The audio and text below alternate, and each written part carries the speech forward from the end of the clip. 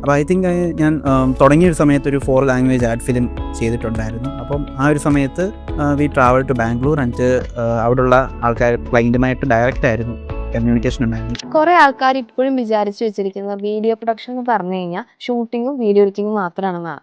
From your experience എന്ത് ഫാക്ടറാണ് ഈ ഒരു ആവറേജ് വീഡിയോ പ്രൊഡ്യൂസറിൽ നിന്നും ഒരു പ്രൊഡക്ഷൻ ഹെഡിൽ നിന്നും സെപ്പറേറ്റ് ചെയ്യുന്നത്? So like start of my കരിയറിൽ ഞാനൊരു വീഡിയോഗ്രാഫറായിട്ടാണ് കയറിയത്. ഗ്രാഫറായിട്ട് കയറി അതായത് ഡിജിറ്റൽ വീഡിയോ പ്രൊഡ്യൂസർ എന്നുള്ള ഡെസിഗ്നേഷനിലേക്ക് വന്നു. And then production department head എന്ന രീതിയിൽ വന്നു. എൻ്റെ ഡിപ്പാർട്ട്മെൻറ്റ് ഒരു 4 മെമ്പർ ടീമൊക്കെയാണ്. So we are doing like short. ഞാൻ പേഴ്സണലി നോക്കുവാണെങ്കിൽ ഒരുപാട് ബ്രാൻഡ്സ് 4 ഇയേഴ്സിൽ വർക്ക് ചെയ്തിട്ടുണ്ട്. കരിയർ ഫേസിൻ്റെ ആ ഒരു ഗ്രോത്ത് നോക്കുവാണെങ്കിൽ എനിക്ക് തന്നെ ഭയങ്കര അത്ഭുതം തോന്നിയിട്ടുണ്ട് പല സമയത്ത്.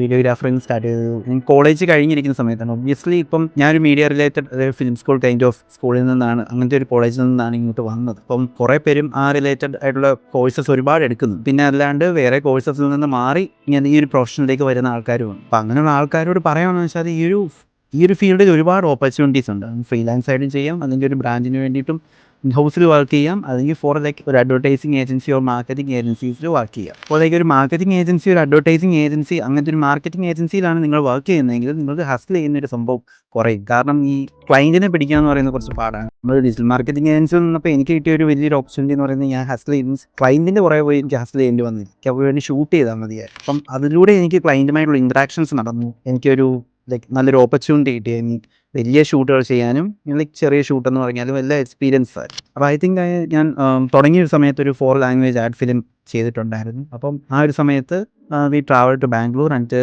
അവിടെയുള്ള ആൾക്കാർ ക്ലൈൻറ്റുമായിട്ട് ഡയറക്റ്റ് ആയിരുന്നു കമ്മ്യൂണിക്കേഷൻ ഉണ്ടായിരുന്നത്. ഞാനപ്പം ഗ്രോയിങ് സ്റ്റേജാണ്. അപ്പം അങ്ങനെ ഗ്രോയിങ് സ്റ്റേജിൽ ഇങ്ങനത്തെ ഒരു ഓപ്പർച്യൂണിറ്റി എനിക്ക് ഭയങ്കര ഒരു ലൈക്ക് ഫ്യൂച്ചറിലേക്ക് അതെനിക്ക് ഭയങ്കര ഒരു ഹെൽപ്ഫുള്ളായിരുന്നു. പുതുതായിട്ട് ഈ ഒരു കരിയർ ഓപ്പർച്യൂണിറ്റി നോക്കുന്നതാണെങ്കിൽ എന്തുകൊണ്ടൊരു ഒരു ഏജൻസിയിൽ വർക്ക് ചെയ്യുവാണെങ്കിൽ നിങ്ങൾക്ക് ഇതുപോലത്തെ പല പല ഓപ്പർച്യൂണിറ്റീസ് കിട്ടും. വലിയ വലിയ ബ്രാൻഡുകളായിട്ട് വർക്ക് ചെയ്യാനും, ഈവൻ ലൈക്ക് വലിയ പ്രൊജക്ട്സ് വർക്ക് ചെയ്യാനും, ചെറിയ പ്രൊജക്റ്റ് വർക്ക് ചെയ്യാനും, അതുപോലെ തന്നെ ലൈക്ക് ഒരുപാട് എക്സ്പീരിയൻസസ് നമുക്ക് ഓരോ കാര്യങ്ങളും പുതിയ ട്രൈ ഔട്ട് ചെയ്യാൻ പറ്റും.